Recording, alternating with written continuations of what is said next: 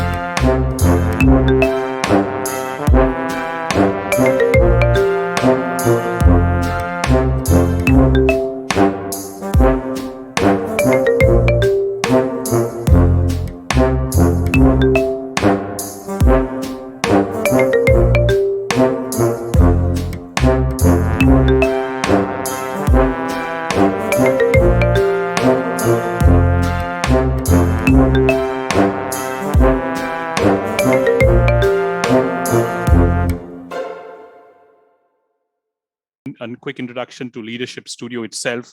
We are an institute established in 2019 with the whole purpose of empowering the youth. Our primary focus is youth and youth-centric. And obviously the word leadership attached to the name of the institute would kind of summarize the whole agenda being empowering the youth with leadership. And the gentleman we have tonight is also one such who not only empowers the youth, but empowers the world. And we look forward to more of him as we progress. The mission of Leadership Studio is it's teach to learn, give to gain, and serve to prosper. And we all know that in giving, you actually gain a lot, right? One of the ways we want to give to the audience we have, the broadcast group of WhatsApp that we have, and it's an invitation open to all, especially these evenings that we conduct once a month when we invite a special guest hosting and speaking for us on an important topic. And the whole purpose is to give and to share and to experience something new, a new speaker. There's so many of them out there and some brilliant ones. And we have been privileged to be having some great speakers on board, and today we have none less. So Mr. Iyer, I've been knowing him since, well, I call him Hari Saab, and I've been knowing him for a year. Sounds very short, but believe me, during the pandemic, you can stretch it to count it as probably a decade. The great thing about Hari Saab, I always vouch to that, and I always believe is he believes in giving.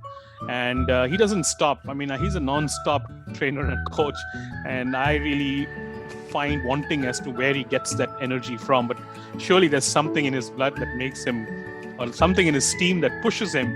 And I think it's the zeal that the people around him bring also. He is popularly known as the Enter-Trainer, and that is what we all are looking for today, right? So let's get straight into it. Money talks, as they say, but all of mine only knows to say goodbye, Hari Saab. So you'll have to enlighten me with those 4 key words. If I may, then I'll let the podium to be all yours.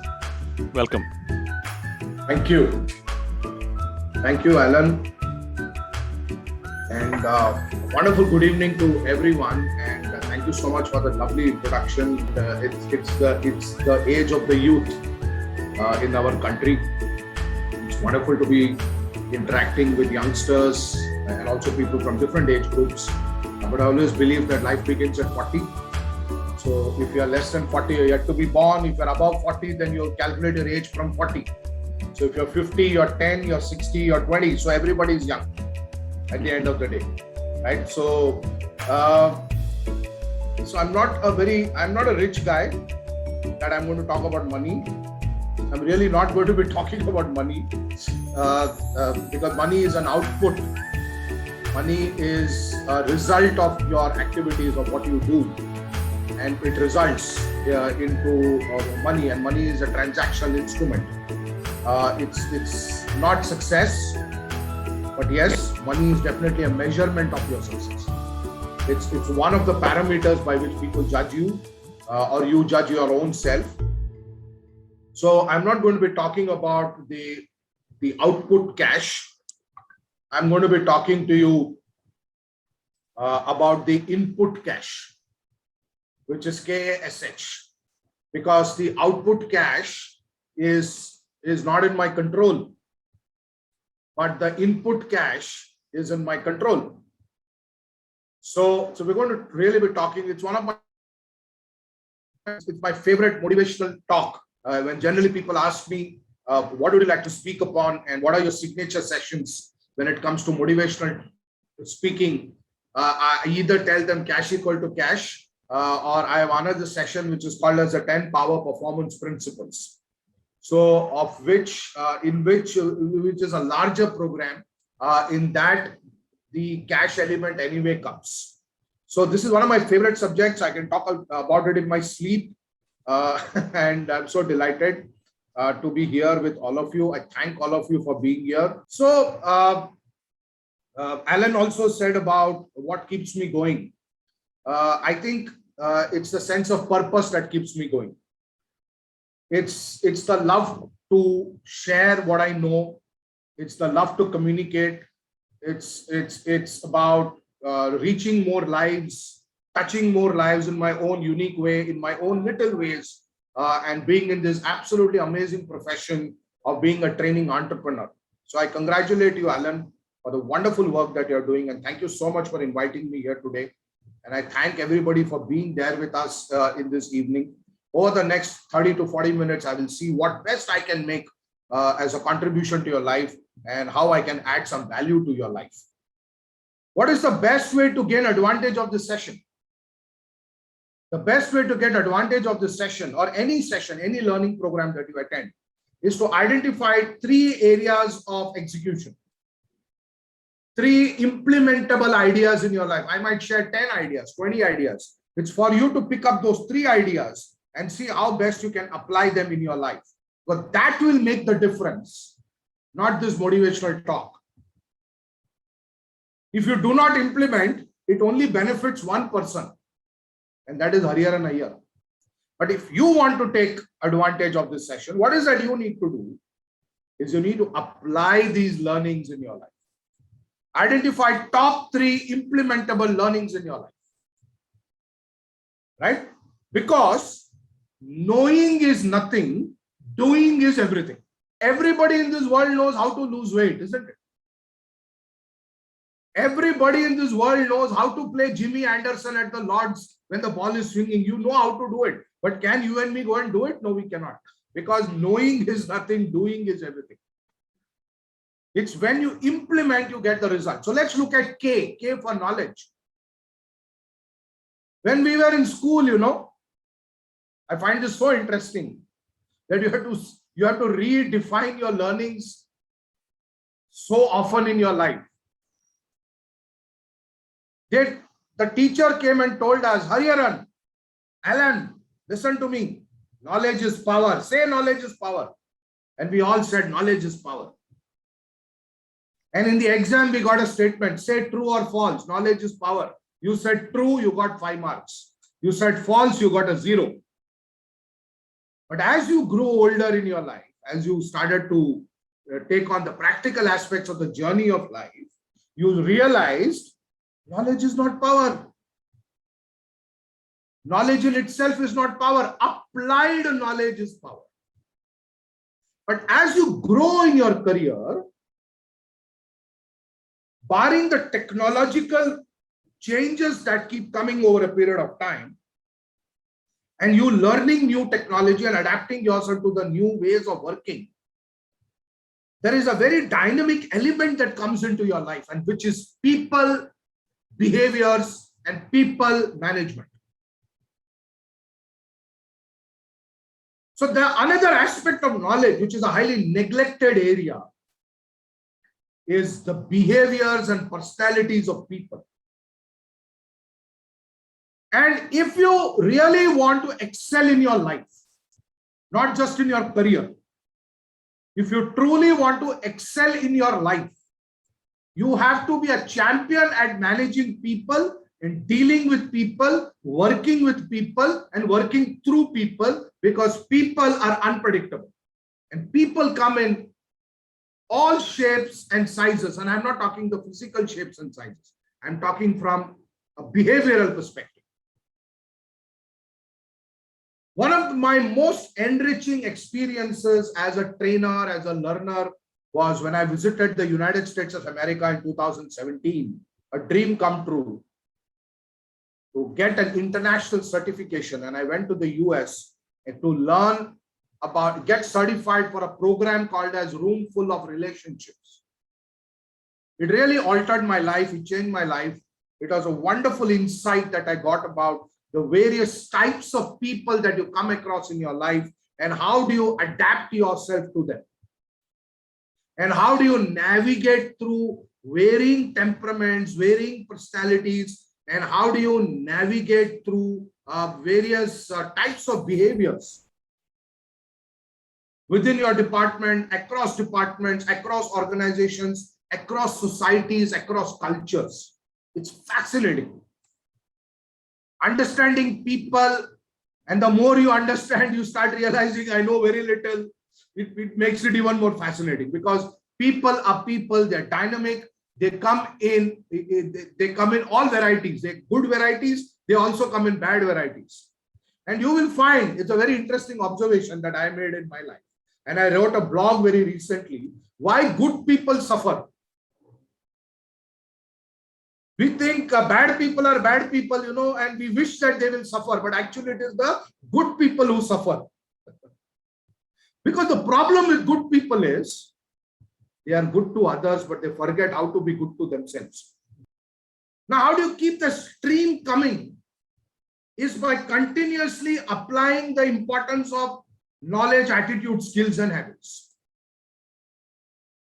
So let's look at attitude now. Oh my God, can anything be more important than having the right attitude in life? Nothing can be more important than having the right attitude in life.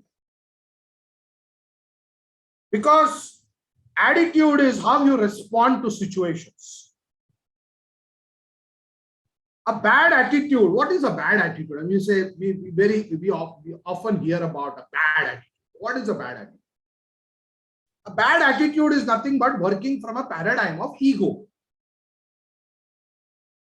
Ego is a wonderful thing to possess. It gives you a lot of pleasure, but its consequences are very dangerous. That's the problem. And I tell people, you are entitled to have your ego. I tell them in a slightly jocular way, but it's also very practical. I tell them you are definitely entitled to have your ego. Please enjoy it. But can you sneeze only once in your life with your eyes open? Do you have that power? Then I will give you a blanket check that you are entitled to carry ego all your life. And as you know, none of us in this world has the power to sneeze even once in our life with our eyes open. Don't even try it.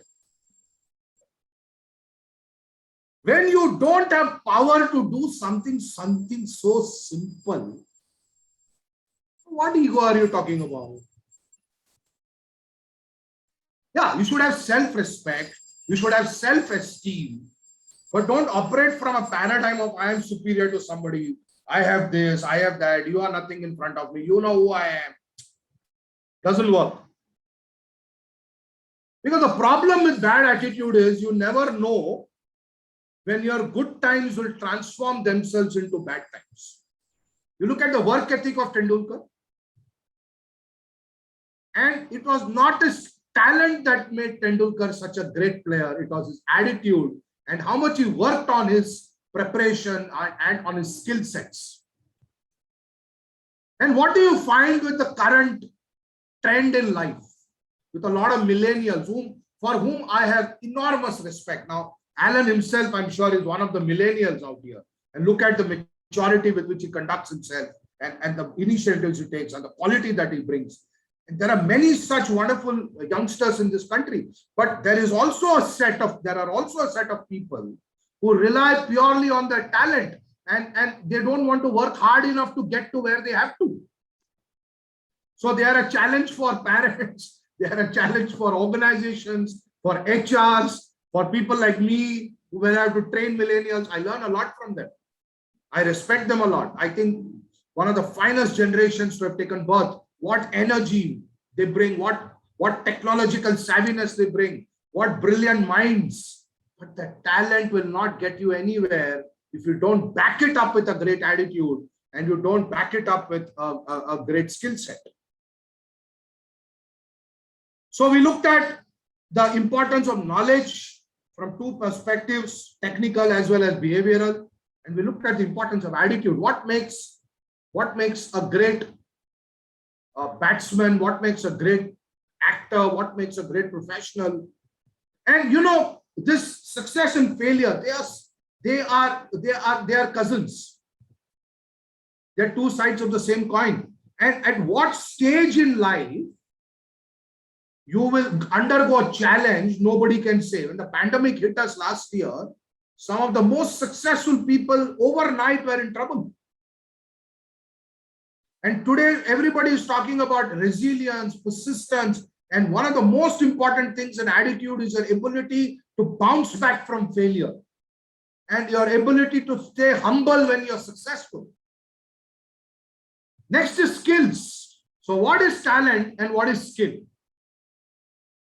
Talent is what you have, what you're born with. Skill is what you add to what you have. Your career is built inch by inch, not kilometer by kilometer. It is not T20 cricket, it is test cricket.